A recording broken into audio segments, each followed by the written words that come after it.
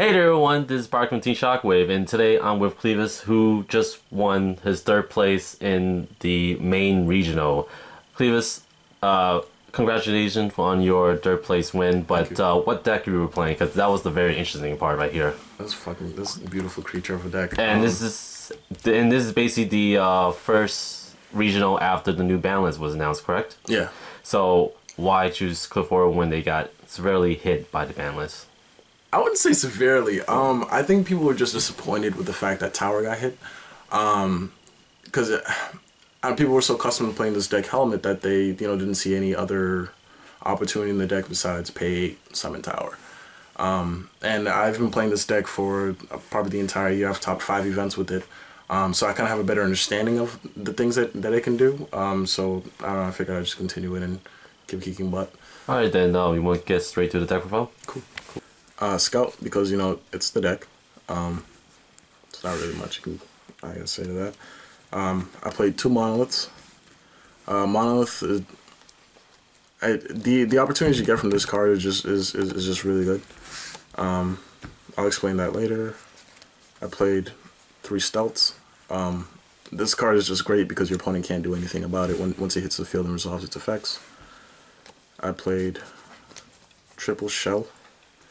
I don't know, I just felt like it was just necessary, especially for quick OTKs. 3 carriers, of course, and triple helix, just killing front row and back row. 1 cephalopod. I've won a lot of games with this card just because it, just burned for a game. Explain that in a sec. Disc. Just 1 elf. This is probably my least favorite card in the deck, only because this format it's so easy to react to monster effects and then special summonings. I didn't want to keep doing this and then someone just Great Horn me, and then I have to pass turn or get wrecked. 1 perform pal for combos.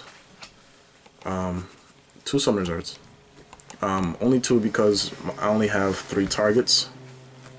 And I mathematically speaking, it didn't make sense to run 3. Triple duality.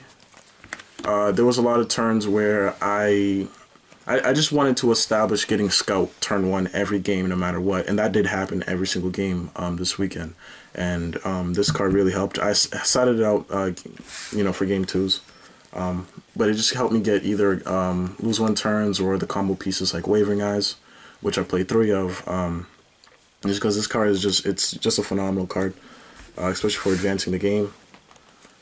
I played 1 sacrifice, of course. 3 ignite reloads. Again, just fast ways to get to scout. I figured if my deck is more consistent than my opponent's, I'm gonna win 90% of my games just because I'm getting everything I need. They're having problems with bad hands. They're having problems with inconsistencies. I'm getting everything I need, and that's pretty much what happened. I lost once this weekend, and it was to Cosmos. Because he sided Wavering Eyes, just because, to stop my pendulum zones, and I thought that was funny. 1 skill drain, 1 torrential, 1 emptiness, 2 climate change, because you need to recycle the scouts. Half of my games where I have scout, this is probably the first card I search out instead of everything else, just because even if your opponent has an MST or something, they're more cautious to save the MST for a lose 1 turn than to hit the scout, just because they're afraid that you're just going to add scout back with this card, and then that just leaves scout on the field again to combo even more. 2 recreates. I figured it would just be good in this format only because when the Cosmos, I'm going to negate their effects, and then when they banish to summon a bigger dude, the big guy gets negated, and then when that big guy leaves the field, it gets banished instead of going to the grave to banish, so they'll lose their effects to continue all the nonsense that they have. It stops the rest of the meta. I can't imagine a card that this card doesn't hit.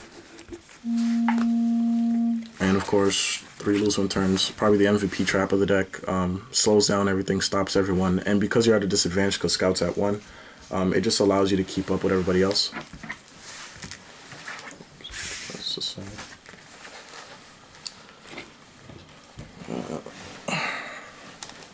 for extra deck,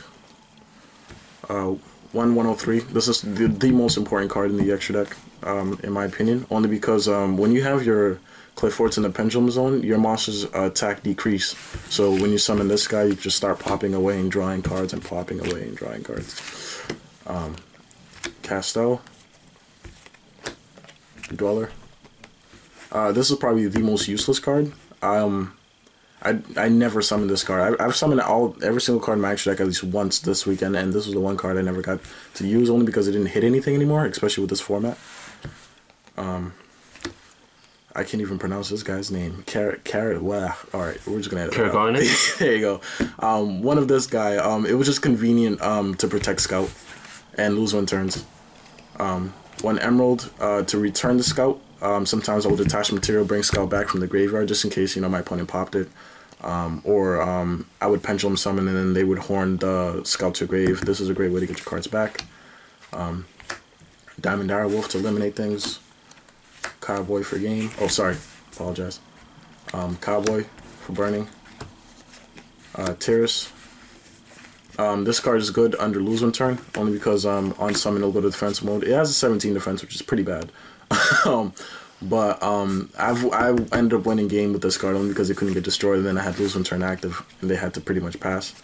Volcasaurus for burning. Durandal. Again, self-explanatory card, just negates, shuffles back hands. Photon Strong Bouncer for the 6, and M7 for the 6, and Gauntlet Launcher for the 6. This card helps recycle back the Scouts again if they're in graveyard and you can't use them for whatever reason. Elimination, negating. 1 number 23 Lancelot. I just thought this card was fun, and I read its effect. It was pretty awesome, so I just ran it just because. I summoned it once, but I won the game that I summoned it in. And then its older brother, Felgrand. Relatively the same card, just better. For side deck, 1 Full House. Figured it'd be great in the Magic Spectre matchup. Destroy their Pendulum Zones, destroy the back row that they just searched, and win the game. Or, I don't know, destroy 1 of my cards and then 3 of theirs, just to eliminate back row. In this format now, I'd probably run 2 of those. 2 Review the Warlords. Yeah, just great against Cosmos because they can't banish to summon anything else. They can't do anything. Great against anti-meta decks. 2 Iron Walls. 2 Mind Crushers. Masker Restricts. Again, I was afraid of Magic Spectres this entire weekend, but I didn't play against them once. And I ran this card only because, I don't know, I figured my monsters are bigger than theirs. So even if I'm just normal summoning and passing, I'm beating over everything and they can't use their back row, so I'm going to win the game. Monarch Stormforth, again, Magic Spectres, Cosmos, just tribute everything to the graveyard before they can do anything. 2 MSTs and 2 Vanity's Fiend. Yeah, this card is probably the best card in the side deck only because you Pendulum Summon, you Tribute, you can pop something, and then you just stop them. It's Yada Lock. I mean, it's Degen Lock all over again, which pretty much wrecked the format last format. So the reason why I played 3 Shells was only because of lose 1 turn. It was just great to see all their monsters go to defense mode and then piercing, and then I can attack twice. This card OTK'd. It was probably one of the main reasons why I didn't run multiple discs, because this did what disc did in theory. When summoning disc, always go Monolith, because lose 1 turn will not make this go to defense mode. It only stops effect monsters, which can give you a huge advantage in the game, especially when attacking. Alright, so thanks again, Cleivis, for the deck profile. Overall, with the new Master of Pendulum just came out, what do you think this deck can go as of now in the format? I think this deck will do great.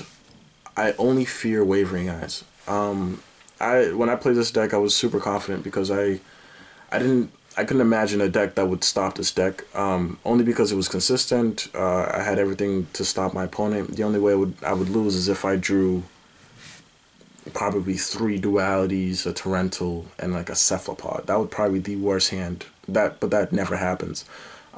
It was just more consistent. It was just faster. But against the new format, especially against Pepe, lose one turn is a thing. Skill drain is a thing. Recleat is a thing.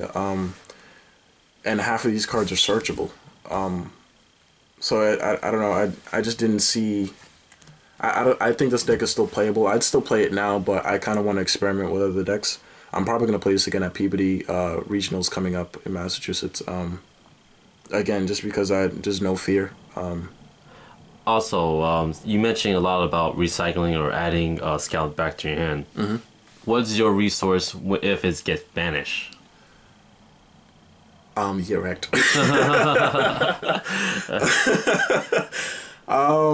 Yeah, that was the one thing I try to avoid like as much as possible. I actually went into a scenario like that where my opponent tried to use Omega against me when I only had 2 cards in hand because I used Summoner's Arts, I added Scout, and then he No, sorry. I had Summoner's Arts, I had a Scout, but then I passed turn because I didn't want to go off because I was afraid of his back row. His back row ended up being bluffs after I cleared it with Helixes. And then my turn, I had Reload and Scout, and then my opponent tried to Omega banish it. And then I reloaded it back into the deck just because I didn't want it to get banished. Yeah, just avoid getting banished as much as possible. That's the one way to get wrecked in this deck. But again, you don't need this card to win. It just makes everything easier. All right. Yeah. All right, then. Any last word before we head out? Any shout outs to anybody? Shout out to Team Phantom. All right. Yeah, follow us. We don't exist yet, but follow us. We'll have a link once you guys are ready. All right. All right. Thanks again. This is Park from Team Shockwave, signing out.